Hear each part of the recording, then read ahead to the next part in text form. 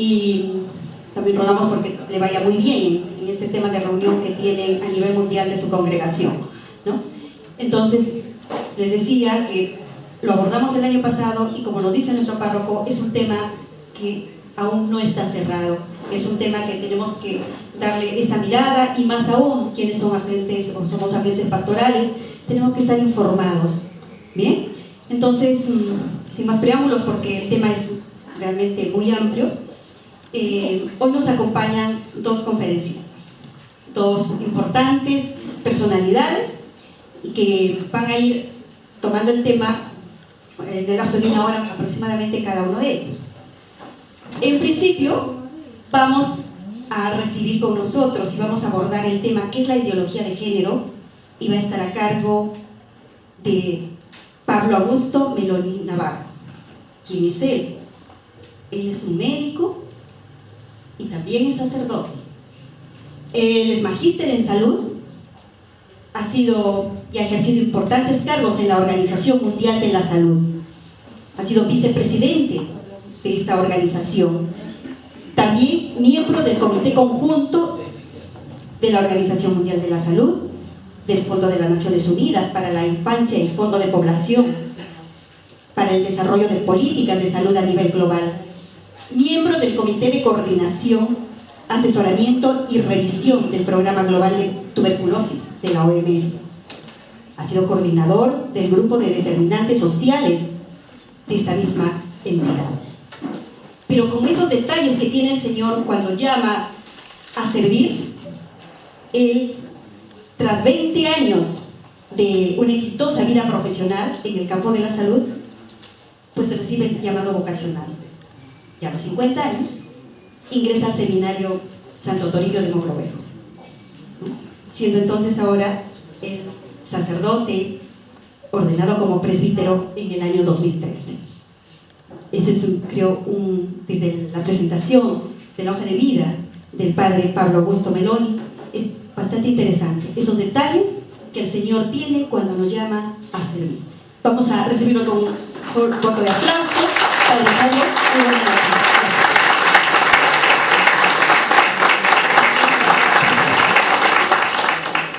Buenas noches, antes que nada agradecer por la invitación a los organizadores, a todos ustedes miembros de esta comunidad parroquial y a todas las personas asistentes.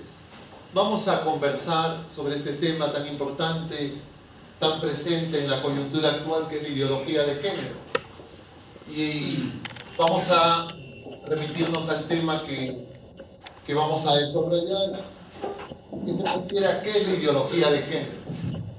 Y lo primero, entonces, si es que ¿qué es la ideología de género? Conviene señalar que este es un tema controversial. Para algunas personas, a esto que nosotros le decimos ideología de género, dicen que es una teoría de género, un enfoque de género, es decir, es algo avalado por la ciencia. Esa es una perspectiva. Algunas personas sostienen eso, algunas personas tienen estudios, hacen maestrías, diplomados en universidades. Entonces, cuando una persona que tiene sus títulos ha pagado para estudiar estas cosas, alguien le dice que es una ideología, es lógico que se sientan ofendidos, que reaccionen y que haya una controversia. Nosotros sostenemos que esto no es una teoría, nada que tenga que ver con la ciencia, sino que es una ideología. Y cuando decimos que es una ideología, decimos que es un engaño, que es una mentira.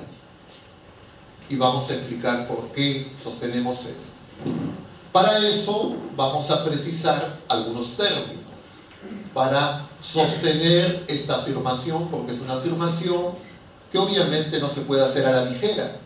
Hay que explicarla y fundamentarla. Voy a tratar de hacer eso y de esa manera desarrollar este punto que es el que me han pedido, que es la ideología de género.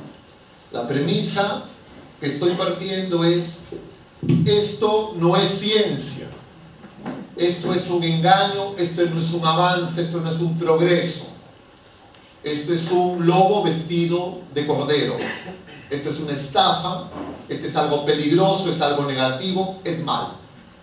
Ok. Vamos a la siguiente. Entonces, para eso primero vamos a precisar qué es una ideología. La ideología tiene, el término ideología tiene dos acepciones. Uno que viene de las ciencias políticas, donde es un término aceptado, porque de una u otra manera la política se construye sobre ideas, no necesariamente científicas, sino más bien consensos. Yo voy a utilizar, porque estamos refiriéndonos a algo, si es que es verdadero o no, lo que es la teoría del conocimiento, la epistemología. Y para eso voy a hacer una cita de la definición de epidemiología de un personaje reconocido, que es un filósofo, Karl Jasper. La siguiente, por favor. Y esa afirmación de este filósofo nos va a explicar qué es una filosofía, qué es una ideología, perdón. Entonces, para eso, y tenía esta lámina, no recordaba que la tenía, pero vale la pena señalarla, es que nosotros estamos en un tiempo que en general se conoce como el posmodernismo. ¿Han escuchado ustedes de eso? De la posmodernidad. Y la posmodernidad, que es el tiempo presente que estamos viviendo, tiene algunas características que conviene tener presentes. Esto como contexto previo antes de avanzar en lo que he estado señalando previamente. En la posmodernidad hay dos cosas que hay que tener presentes. Uno es que la posmodernidad es heredera, como su nombre le indica, de la modernidad. Parece de perogrullo. Y la modernidad se caracterizó por pasar de un análisis que se centrara en la realidad a un análisis que se centra en el sujeto. Cuando yo me centro en la realidad, hay un sujeto que observa la realidad. Cuando yo me centro en el sujeto, lo importante es el sujeto. Esto lo inicia un filósofo conocido, que es Descartes, con su famosa frase: pienso, luego existo. Lo importante es el sujeto, no la realidad, sus pensamientos, su subjetividad. Eso ha tenido escaladas que dieron origen a la modernidad, olvidándose de la realidad y priorizando lo subjetivo sobre lo objetivo. Sobre ese contexto general de la modernidad se instala la posmodernidad, donde ahora, en esta misma línea, profundizando esta visión del sujeto y de su subjetividad, lo que se señala es que ya no hay verdad. Lo que hay es posverdad. Lo que importa es la opinión. Y entonces, con la posmodernidad, lo que hemos hecho es hemos regresado en el proceso humano a la época presocrática. Es decir, es más importante la opinión que la verdad. Y eso trae como consecuencia que estamos en la misma situación que enfrentaba Sócrates, Platón y Aristóteles contra los sofistas, que también eran, dicho sea de paso, eran educadores. Y el sistema educativo en esa época estaba a cargo de los sofistas. Entonces no era importante la verdad, sino la opinión. Y esa fue la lucha de estos filósofos griegos. Ahora estamos en una etapa relativamente parecida. Entonces no estamos en algo totalmente nuevo. Es algo que la experiencia humana ya conoce. Pero esta posmodernidad, con esta idea de posverdad, ha acuñado un término que describe la forma de pensar del hombre contemporáneo. Y eso se le llama el pensamiento débil. El pensamiento débil se caracteriza, voy a decirlo de manera, no sé si es que las pilas bajan o suben. El pensamiento débil se caracteriza porque no es tan importante lo que piensas. Por eso se llama débil. Es más importante lo que sientes. es más importante lo que te gusta. Y entonces, nosotros todos, los seres humanos de este mundo global, estamos imbuidos por esas nociones de la posmodernidad. Entonces, por eso es común que la gente diga, ya no siento, ya no me gusta, o por el contrario, me gusta, siento, y crean que eso es lo importante. Parece que el micro no colabora. ¿Ah? Bueno, este está mejor. Bueno, entonces, les decía el pensamiento de él. Especialmente los jóvenes. ¿Quiénes de ustedes no tienen Facebook? A ver, levanten la mano. Los que no tienen Facebook. La mayoría tienen. Por eso ya antes preguntaba quiénes tienen Facebook, todos levantaban la mano. Solo 3 o 4 no tienen Facebook. Entonces, ¿ustedes saben qué significa esto? Ay, me gusta. Por todos los medios nos meten esta idea del pensamiento débil. Entonces la gente dice, ay, ya no siento, me gusta, no me gusta. Y eso de alguna manera ha ido preparando el terreno para estas ideas que justamente son la ideología de género. Porque esta ideología es, digamos, el culmen de ese proceso de subjetivización que vive la experiencia humana. Lo importante es lo que sientas, lo importante es lo que te gusta, lo que tú creas, lo demás no importa. De lo que se trata es, tú piensas así, yo pienso de esta otra manera, tú piensas de otra manera, a mí me gusta, a ti no te gusta, tú no te metes conmigo, yo no me meto contigo, somos tolerantes. Ya no interesa la verdad. Y eso, para nosotros, es inaceptable. Y entonces, vamos a explicar ese tema. ¿Qué es una ideología entonces según Karl Jaspers? La siguiente, por favor. Esa es la definición. No sé si necesito leerla, pero dice que es un conjunto de ideas, de pensamientos y representaciones que se presentan como verdad absoluta al sujeto pensante, a fin de interpretar el mundo y su situación en él, pero de tal manera que con ellas se engaña a sí mismo para justificarse, ocultarse o evadirse. Por tanto, definir un pensamiento como ideológico es manifestar el error y denunciar el mal. Cita de Karl Jaspers. No es creyente, es un filósofo hace poco fallecido, ateo agnóstico. ¿De acuerdo? Entonces nosotros estamos diciendo que la ideología de género es ideología tal cual lo que señala Karl Jaspers. Vamos a la siguiente. ¿Qué dice este planteamiento de la ideología de género? El término central es género. Entonces, ¿qué es el género? El género, hasta donde nosotros lo aprendimos, era aplicado a las categorías, la siguiente por favor, a las categorías gramaticales, a las cosas. Así lo aprendimos en primaria, por lo menos en mi época. No sé si ya ustedes más jóvenes ya han aprendido otras cosas. Entonces había 3 géneros: masculino, femenino y neutro según qué artículo usabas. El artículo él era masculino, la femenino, lo neutro. Eso aplicaba a categorías gramaticales, no a las personas. La Real Academia de la Lengua, la siguiente, por eso nos dice con claridad que para lo biológico, para los animales, para las personas humanas, no existe el género. Aplica el sexo. Vamos a la siguiente. Entonces lo que estamos viendo es la siguiente. Es un cambio de definición. Es un nuevo uso, un nuevo contenido del término género. Vamos a la siguiente.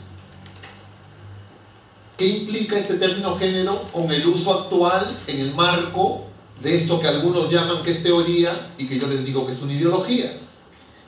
En primer lugar, es algo que no tiene nada que ver con el sexo. No tiene ninguna relación, es una cosa independiente. En segundo lugar, es una construcción social, cultural, meramente subjetiva. Cada quien la define. Es una construcción que no tiene ningún límite. Deja volar tu imaginación. Tantos géneros podría haber si es que esto se aplica como seres humanos hay. Porque cada uno se define y se construye como como le dé la gana. Y es tan decisivo que crea la propia naturaleza. Vamos a la siguiente. ¿Cómo empieza eso? Esto empieza hacia la década de los 40, 50. Y hay un personaje que hay que tener presente. En la década de los 40, 50, este señor, miren ese apellido, Money. Nosotros no le hemos puesto el apellido, así se llamó, parece que las cosas no son casuales. Este señor Money era un psiquiatra norteamericano que señalaba que los seres humanos al nacer nacían con un sexo neutro. Es decir, no eran ni masculinos, ni hombres, ni mujeres, sino neutros. Esto fue uno de los antecedentes más importantes de estos planteamientos actuales de la ideología de género. A esta persona no le hacían tanto caso. Se le presentó la oportunidad de poner en práctica sus ideas a raíz de unos hermanos. Vamos a la siguiente. Dos niños canadienses, gemelos univitelinos, varones, que se les hace a las pocas semanas del nacimiento una cirugía para hacer una circuncisión utilizando un electrobisturí. ¿Saben qué es una circuncisión? ¿Alguien no sabe qué es una circuncisión? Todos. Entonces les hacen la circuncisión con electrobisturí. En esa época era una tecnología avanzada. Como consecuencia de esta cirugía, a uno de los niños, dos hermanos, uno se llama Bruce y el otro se llama Brian, a Bruce le destrozan todos los genitales. Se produce un accidente lamentable y, como ustedes comprenderán, los padres desesperados. ¿Qué hacer con sus niños? ¿Cómo resolverle el problema? Caen en manos de Money. Y Money les dice que no se preocupen, que él tiene la solución.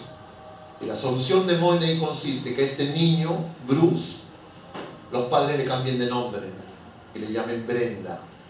La vistan y le hagan una cirugía, una plastía, para que tenga una vulva y que le eduquen y la críen como niña. Y que según este señor iba a ser feliz y no iba a pasar nada. Los padres lamentablemente hacen caso a Money. Vamos a ver, ahí ven las fotos, la anterior por favor. Cuando son niños, los dos hermanos, ya un poco más grandecitos, Bruce disfrazado de Brenda y su hermano Brian. Vamos a la siguiente. Y ahí tienen a Brenda y a Bruce. Lo que pasa es que Brenda no quería y no se comportaba como niña. Quería jugar como los niños, quería hacer todas las cosas igual que su hermano. Y entonces, los padres desesperados, este médico los somete a psicoterapias, a tratamientos conductuales, etc. Y las cosas no se resolvían.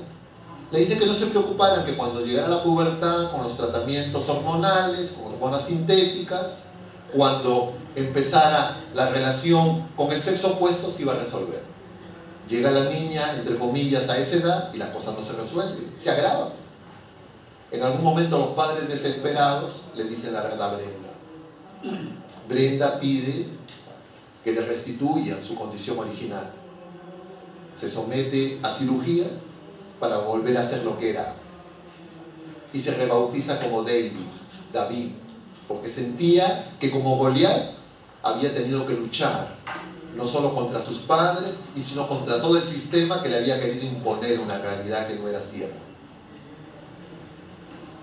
Ese ejemplo solamente hubiese bastado para descalificar todos estos planteamientos de género. Sin embargo, este caso se trató de ocultar. Finalmente, ambos hermanos se suicidan. Un desastre completo. Solo con esto, uno podría decir que esta idea de que el sexo se construye, que es algo meramente subjetivo, que depende del sujeto y de sus deseos, y que no tiene nada que ver la biología y la realidad material, objetiva, sería suficiente. Sin embargo, no ha sido así. Y estamos ahora en el mundo discutiendo estos planteamientos. Vamos a la siguiente. Ahí tienen a David, se suicida. También su hermano. Vamos a la siguiente. Y hay otros antecedentes además. Vamos a la siguiente. Un antecedente importante que hay que tener presente es la llamada revolución sexual. Entre mayo del 68. ¿Algunos de ustedes habían nacido en esa época? No. Muy pocos. ¿Ah? Algunos, ¿no? Algunos sí ya estábamos en esa época. Entonces este John Money, mayo del 68, los 60. Se produce la llamada revolución sexual, entre otras cosas. ¿A qué le llamamos la revolución sexual? Voy a decirlo de manera directa. A un gran psicosocial montado de manera cuasi global que tuvo como objetivo cambiar las costumbres y las prácticas sexuales de los jóvenes y de las mujeres. Y que fue muy exitoso. ¿En qué consistía este psicosocial? En que las mujeres ya no desearan tener hijos, en que las mujeres ya no desearan ser madres y que aparecía la idea de los hijos no deseados. En otras palabras, que la mujer aspirara a tener una sexualidad igual a la del varón. Porque ¿cuál es la diferencia de la sexualidad entre el hombre y la mujer? Que la mujer puede quedar encinta, el hombre no. Y con un producto que la industria farmacéutica lanza al mercado en la década de los 60, que son las llamadas píldoras, para introducir el comercio de este producto, se lanza este psicosocial. Y es muy exitoso. Tal vez algunos de ustedes lo han usado, tal vez algunos de ustedes lo están usando. Cuando se lanzan estos productos, se oculta la información. Ahora sabemos que todos esos productos son abortivos. En esa época se presentaban como que no eran abortivos, porque en la mayoría de los países el aborto era ilegal. Al cabo de los años, muchos países legalizaron el aborto y entonces la información sobre estos medicamentos se hizo transparente y, entre comillas, se descubrió que sí tenían efectos abortivos. Sin embargo, en países como el nuestro, donde esta legislación no está todavía vigente, entonces tienen una discusión confusa. ¿Se entiende este punto? Fundamental. Porque lo que estamos viviendo ahora, con esta ideología de género, es una profundización de esta primera revolución sexual.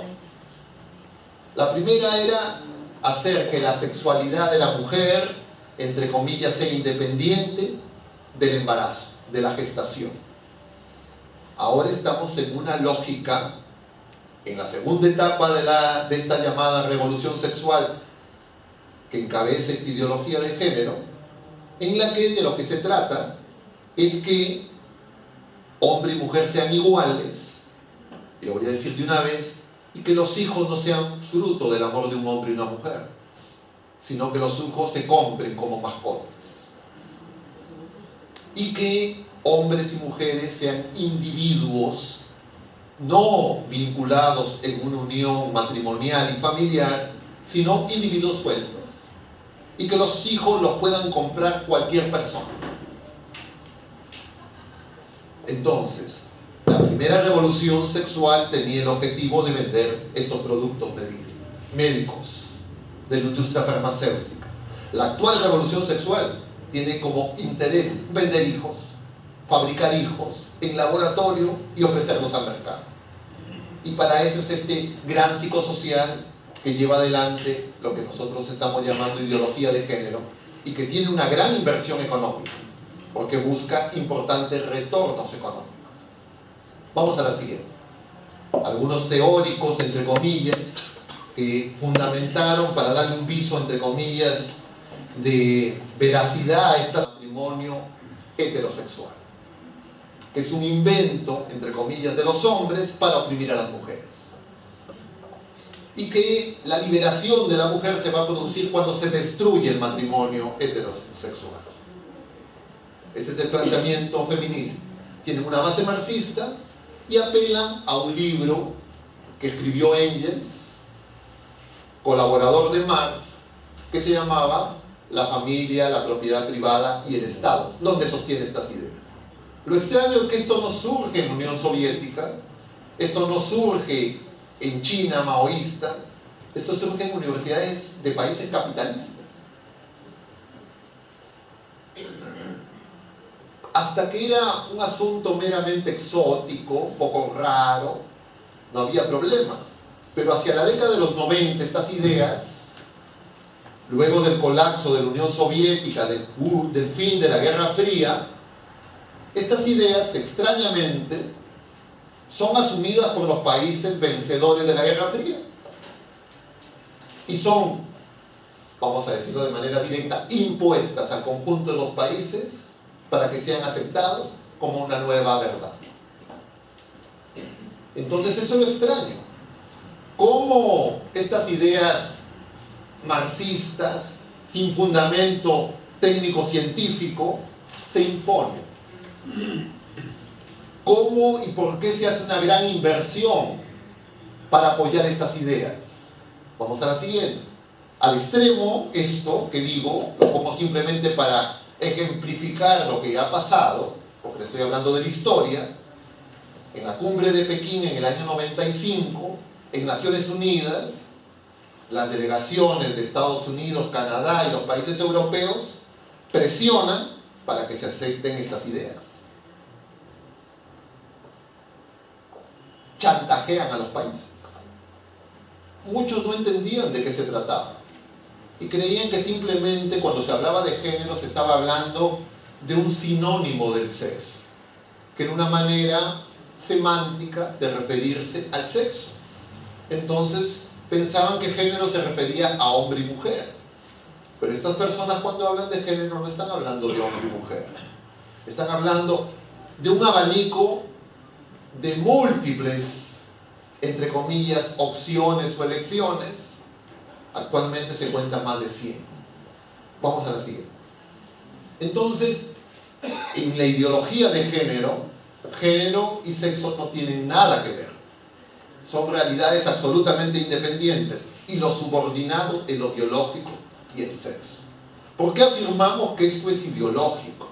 ¿Por qué afirmamos que esto es falso? Porque tiene una antropología falsa. Hay una lámina que señala esto más adelante, pero creo que ahora lo podría explicar. Miren, el ser humano es un ser único en toda la creación.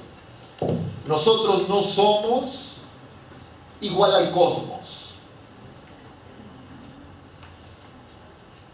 Nosotros no somos igual al mundo espiritual de los ángeles.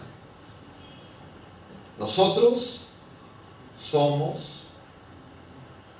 cuerpo y alma espiritual.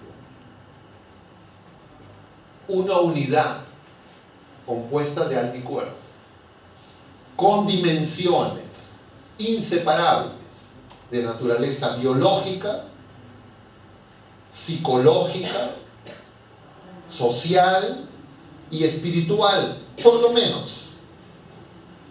Yo las puedo distinguir, no las puedo separar. Yo puedo analizar por separado académicamente aspectos biológicos, aspectos psicológicos, aspectos sociales, culturales. Pero no hay nada en el ser humano que sea puramente biológico. No hay nada en el ser humano que sea puramente psicológico. No hay nada en el ser humano que sea puramente social. Ni siquiera no hay nada en el ser humano que sea puramente espiritual. Todas estas dimensiones siempre están presentes. Esta ideología lo que hace es exacerba la dimensión psicológica, cultural y social e ignora lo biológico. Ese ser humano del que están hablando, que están pensando, que están imaginando, no es real. Ese ser humano no existe. Por eso decimos que esto es una ideología flagrante. En mi análisis es suficiente para fundamentar que esto es una ideología y que esto no es ciencia. Porque si es que estas ideas simplemente me dijeran, bueno, estos son estudios para comprender alguna rama en esta lógica de especialización, pero el problema es que estas ideas se están traduciendo en políticas, en acciones de Estado y de gobierno que traducen una auténtica reingeniería social y que tienen implicancias en todas las esferas de la vida humana. Entonces conviene comprender qué significa eso. Y conviene y es pertinente preguntarse ¿por qué? ¿Cuál es la intención? ¿Por qué tantos periodistas y tanta publicidad? ¿Y por qué tantas universidades que deberían de ser centros de formación científica y académica se han embarcado en esta estafa? Y la respuesta que yo encuentro es porque aquí hay un elemento fundamental y es el económico. Dilucidar qué significa esto sin tener la pista de lo económico parecería un rompecabezas que no se puede comprender. La única manera de seguir la pista a esto es el dinero. Y ahí yo creo que el Señor fue muy claro cuando dice, no puedes tener dos señores. Y menciona Dios y el dinero. No menciona otro. Ahora, esa afirmación tiene una absoluta actualidad. Y yo por eso creo que conviene analizar esta situación desde esa perspectiva. Vamos a la siguiente. Entonces, nosotros vemos en el mundo que la aplicación de estas ideas, de estos planteamientos, ha generado una gran confusión. Porque hay mucha gente que cree que estas cosas son buenas. Que mucha gente cree que cuando hablan de género lo que están buscando es igualdad de oportunidades, igualdad de derechos, es decir, un feminismo de equidad. Porque muchas veces se presentan así estos planteamientos. Aquí en el Perú lo hemos visto. Una ministra, varios funcionarios públicos del más alto nivel a decirnos la ideología de género no existe. Lo que hay es igualdad de oportunidades, igualdad de derechos. Lo que estamos combatiendo es el bullying, la discriminación, las desigualdades. Y por supuesto, ¿quién va a estar en contra de planteamientos que eliminen desigualdades inaceptables, injustas? Yo diría, todos apoyamos esas ideas, pero el problema es que estos planteamientos no apuntan a eso. Vamos a la siguiente. El problema es la naturaleza. El problema es que no reconocen la verdad. El problema es que están produciendo un gran psicosocial. Vamos a la siguiente. El problema es el modelo antropológico dentro de esta ideología de género. Vamos a la siguiente. Porque las dimensiones fundamentales del ser humano se reducen a meras dimensiones culturales, es decir, a la subjetividad de cada persona, es decir, a sus deseos, es decir, a sus gustos, es decir, la aplicación práctica de ese pensamiento débil a elementos que tienen que ver con el ser humano. Si fuera un asunto simplemente de decisión libre, entre comillas, porque eso plantea, de adultos, uno, bueno, diría, si es que eso quiere, ¿qué hacemos? El asunto es cuando se quieren traducir en políticas de Estado. Hoy día nada más, conversábamos más temprano, se han planteado un decreto supremo, una resolución suprema del Ministerio de la Mujer, donde quieren transversalizar las políticas de género. Y el Ministerio de Educación pretende adoctrinar a los niños desde inicial en estos temas. Entonces, para estas personas es lo mismo enseñar a sumar, estudiar matemáticas, enseñar biología, que enseñar estas cosas que no tienen ningún fundamento científico. No son verdades, son meras opiniones interesadas. Esto es lo grave. Vamos a la siguiente. Entonces, estos planteamientos de este modelo antropológico señalan que el hombre y la mujer son idénticos, no son complementarios. Cuando hablamos de que el hombre y la mujer son iguales es en oportunidades, en derechos, en inteligencia, en capacidades. Pero el hombre y la mujer no son iguales. Porque ser hombre y ser mujer no es un disfraz. No es una manera de cortarse el pelo, no es un tipo de vestimenta, ni siquiera son meros estereotipos ni comportamientos. Tienen que ver con el ser personal.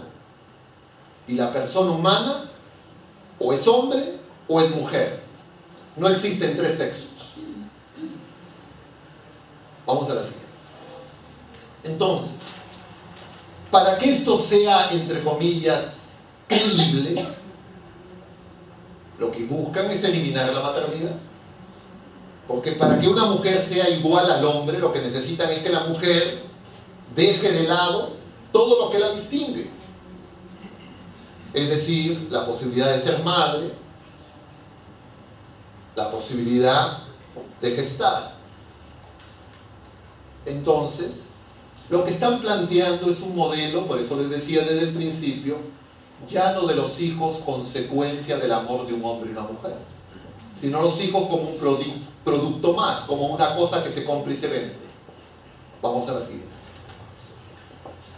Estos planteamientos, las diferencias entre el hombre y la mujer son irrebatibles. ¿O algunos de ustedes creen que el hombre y la mujer son iguales? Somos diferentes. No es algo que se construye culturalmente. No es algo que la sociedad ha inventado.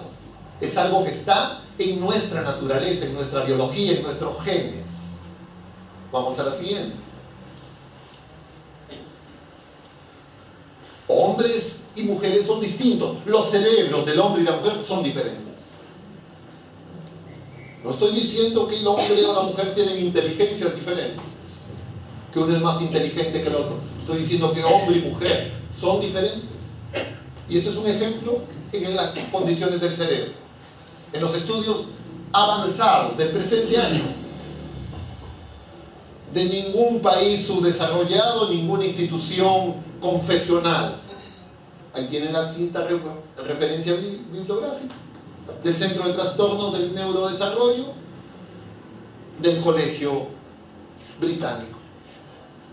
Ahí está el autor que dice que los cerebros del hombre y la mujer son distintos. Hay núcleos cerebrales diferentes en el hombre y la mujer. Pero más, no solo es el cerebro del hombre y la mujer distintos. Toda la persona humana del hombre y de la mujer tienen elementos distintos. Para poner ejemplos, de los cerca de más de 4 billones de células que hay en los organismos humanos adultos, todas esas células son diferentes en el hombre y la mujer. No hay ninguna célula humana, un hombre y una mujer, que sean iguales. Totalmente diferentes. La piel, el tejido subcutáneo, el corazón, el hígado, los pulmones, todos nuestros órganos, todos nuestros tejidos son distintos. Porque genéticamente somos diferentes. Y cuando producen cambios simplemente externos, en la vestimenta, en los estereotipos, mutilan sus genitales, no convierten a un hombre en mujer ni una mujer en hombre. No es posible cambiar de sexo. Aquí en el Perú hace poco se apareció la noticia de que había una persona que quería concursar en el concurso de Miss Perú, en un transgénero. Si hubiese sido elegido Miss Perú, hubiese sido el primer Miss Perú con próstata. No es suficiente que mutilen los genitales. No hay manera. No hay manera. Y eso no resiste ningún análisis.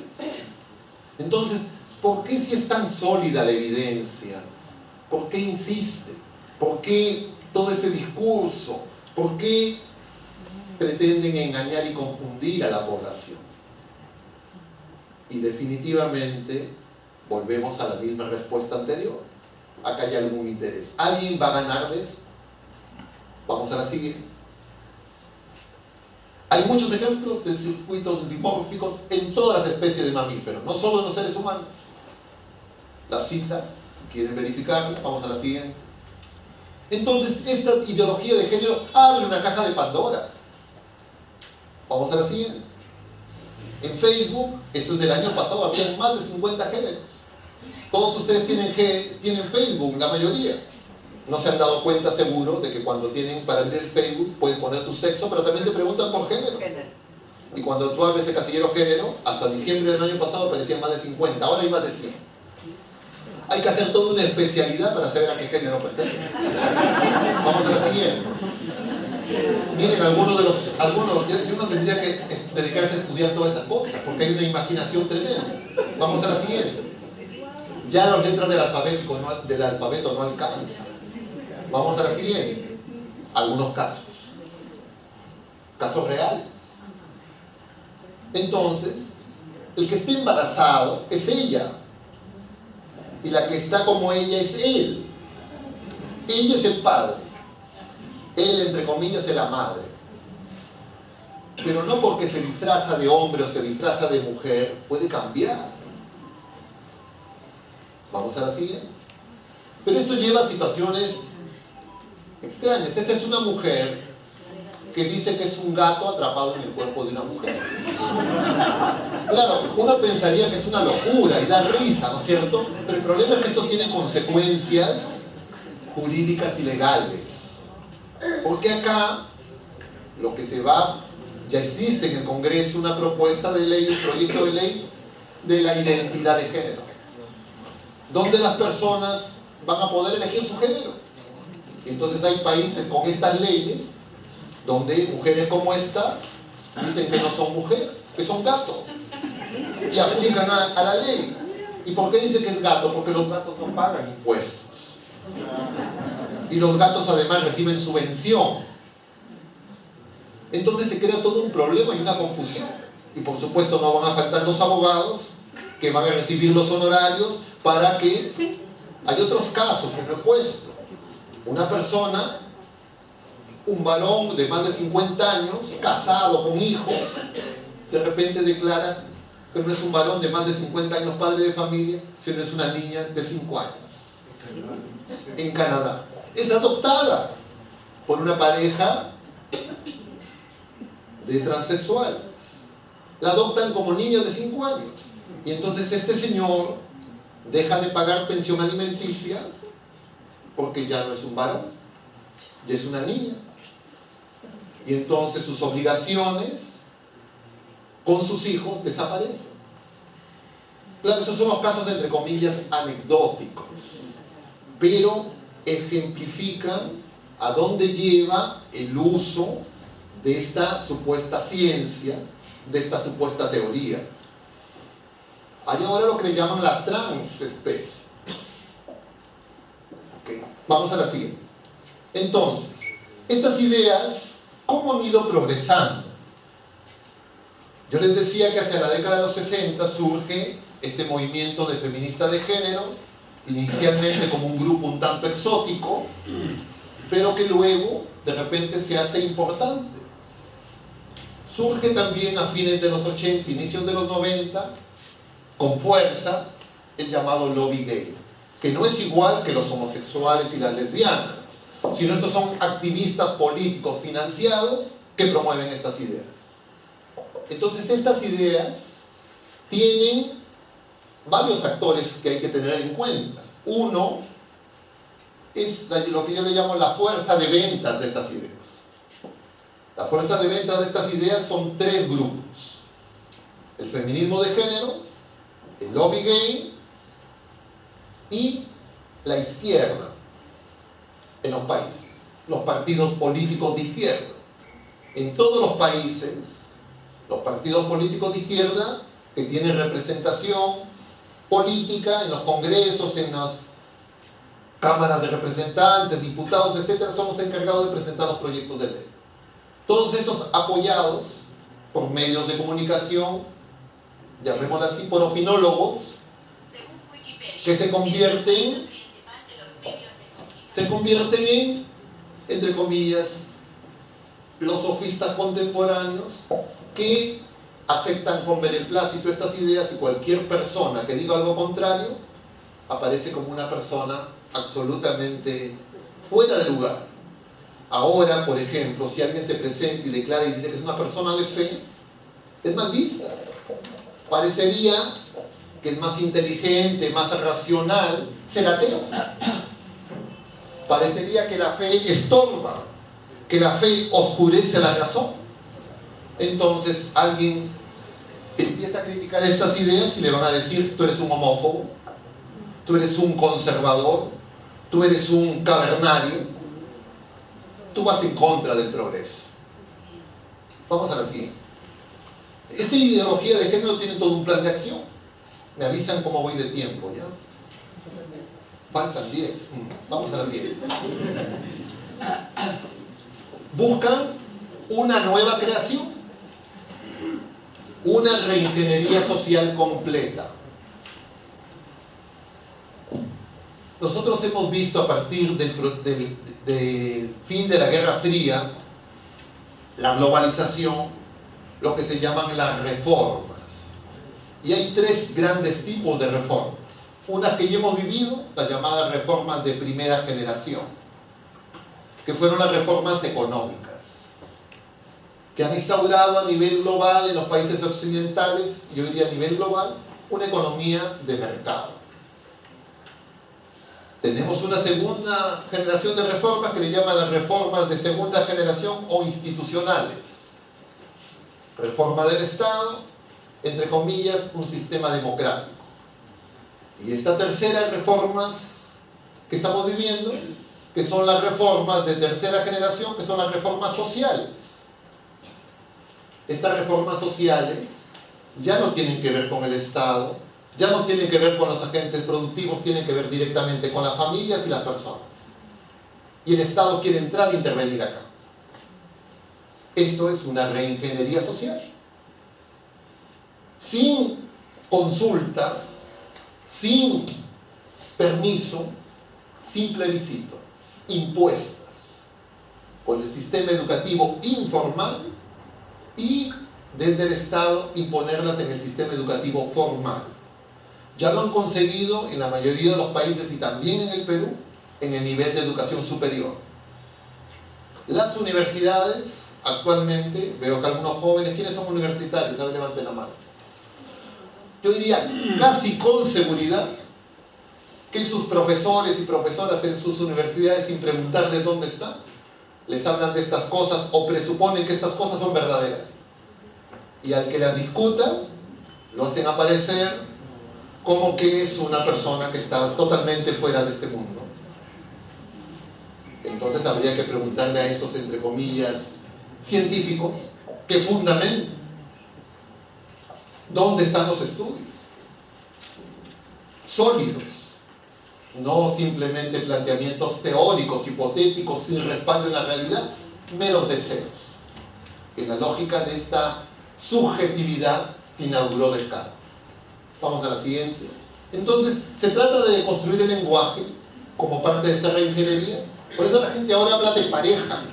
Ya nos dicen: te presento a mi esposo, a mi esposa, te presento a mi pareja. Pareja puede ser cualquier cosa.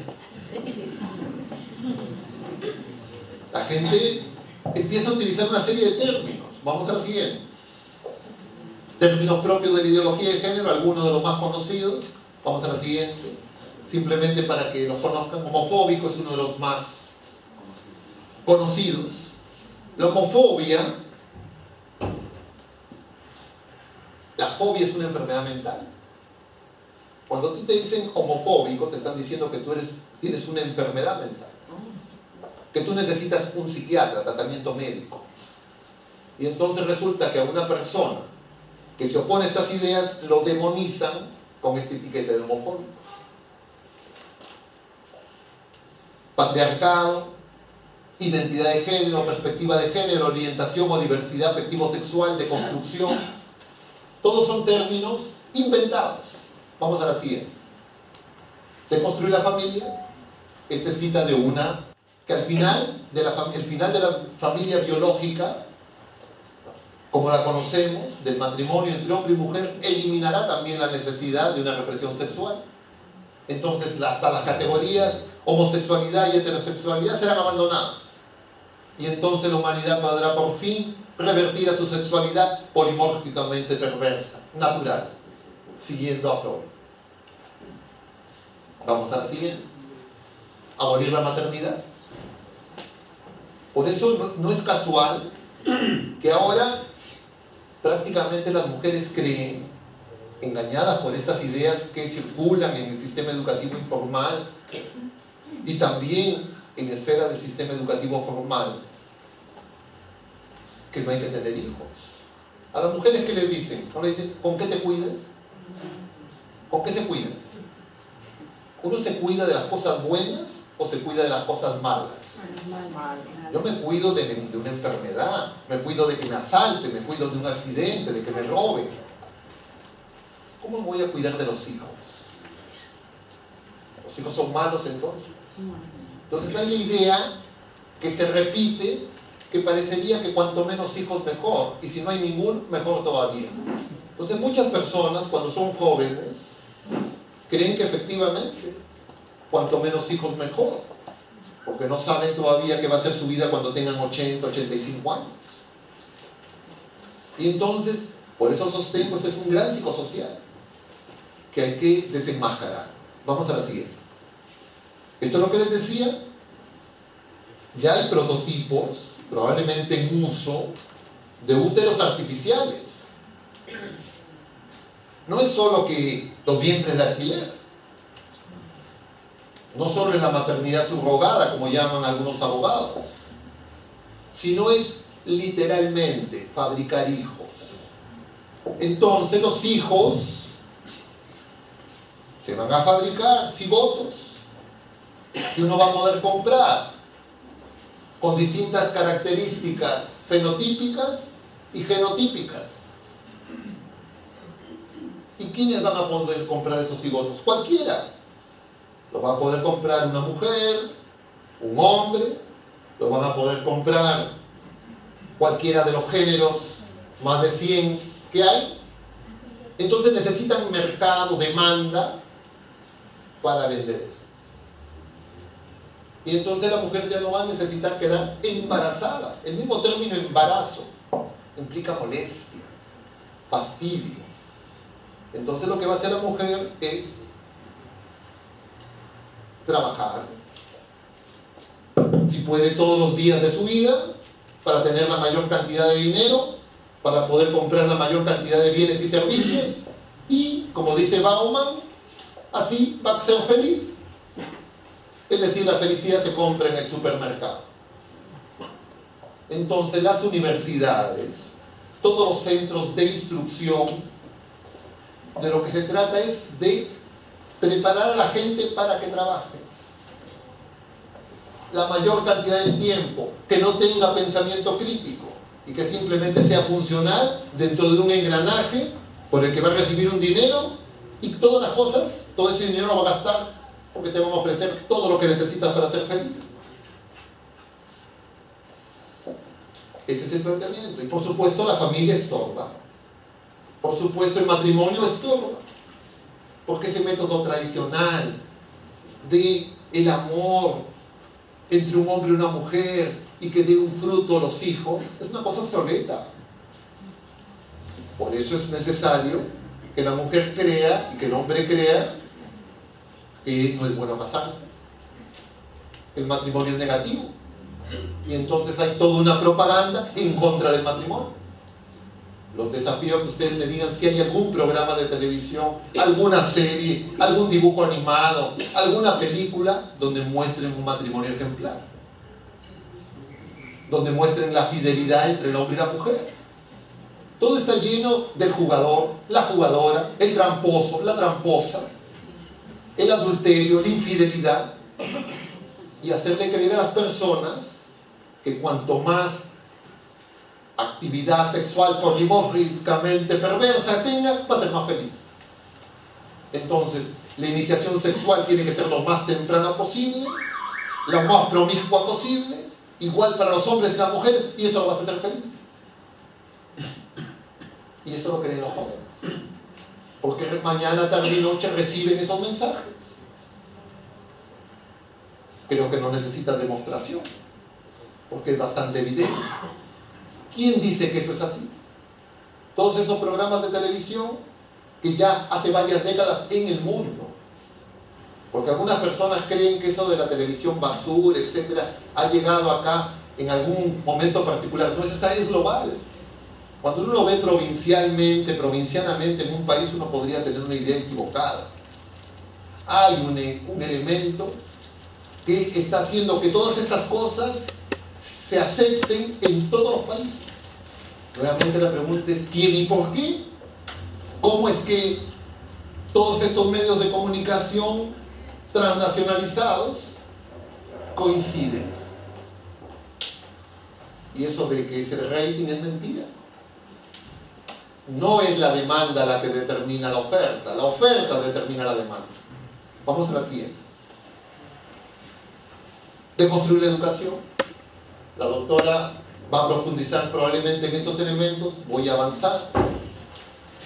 La religión se convierte en un problema. Por eso es que se ataca la fe. Tener fe es algo, entre comillas, ridículo, medieval. Se ataca a la iglesia. Porque la iglesia da una contribución fundamental que resulta escandalosa para esta gente. Y es que hay dos instituciones que son importantes conservar y defender. Una de ellas es el matrimonio entre hombre y mujer. Matrimonio entre hombre y mujer, sacramento.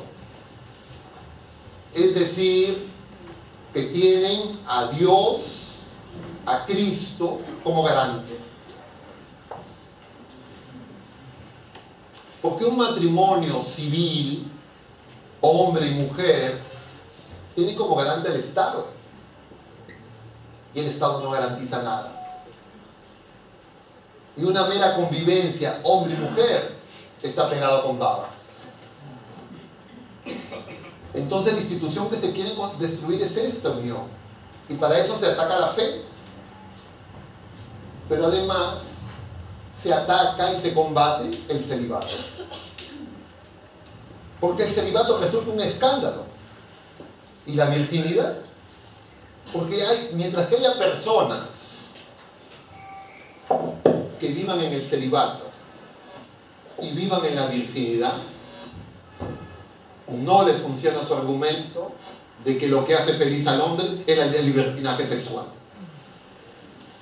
Y por eso andan como leones rugientes buscando casos de célibes o de vírgenes que fallen en esto, o de matrimonios que fallen, para, entre comillas, encontrar la prueba de que esto no funciona.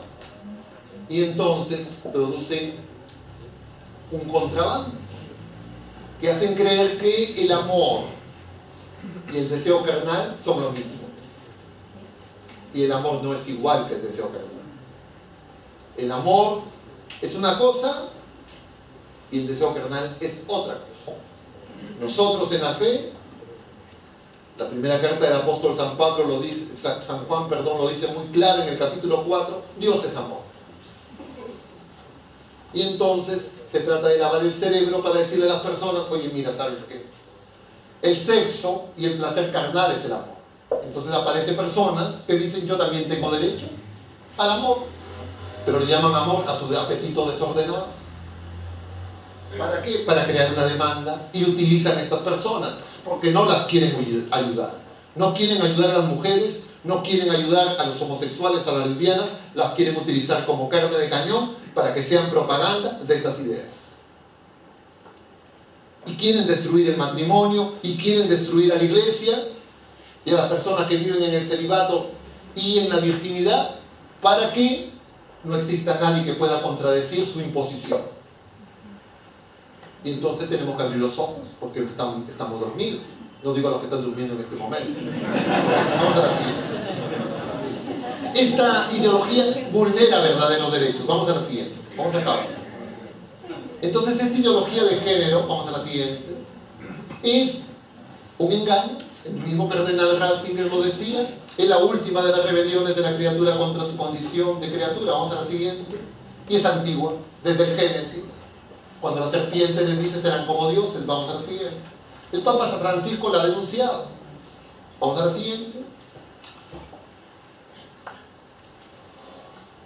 Presenta a la sociedad una sociedad sin diferencias de sexo y vacía del fundamento antropológico de la familia. Vamos a la siguiente. Esta ideología llega a proyectos educativos y directrices legislativas que promueven una identidad personal y una intimidad afectiva radicalmente desvinculada de la diversidad biológica entre hombre y mujer. La identidad humana viene determinada por una opción individualista que también cambia con el tiempo. Vamos a la siguiente. Y es inquietante que esto se quiera imponer incluso a los niños. Vamos a la siguiente. No hay que ignorar que el sexo biológico y el papel sociocultural del sexo, el gender, se pueden distinguir, pero no se pueden separar, porque el ser humano es una unidad. Vamos a la siguiente. Esta revolución biotecnológica en el campo de la procreación humana busca la posibilidad de manipular el acto procreativo, convirtiéndolo en independiente de la relación sexual entre hombre y mujer.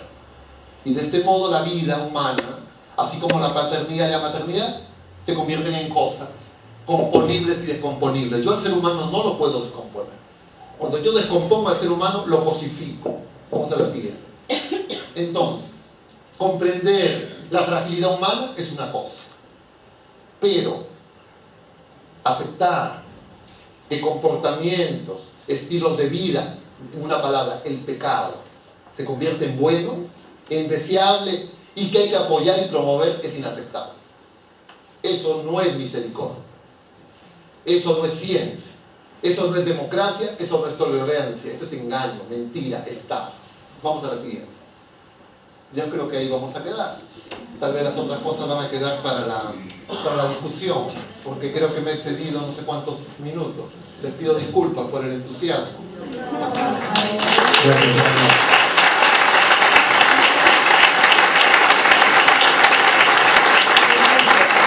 A nombre de nuestro párroco, Padre Gato Cheno, del Consejo Parroquial, y estoy seguro de todos los que hemos participado de esta charla, agradecerle al Padre Pablo Augusto Meloni.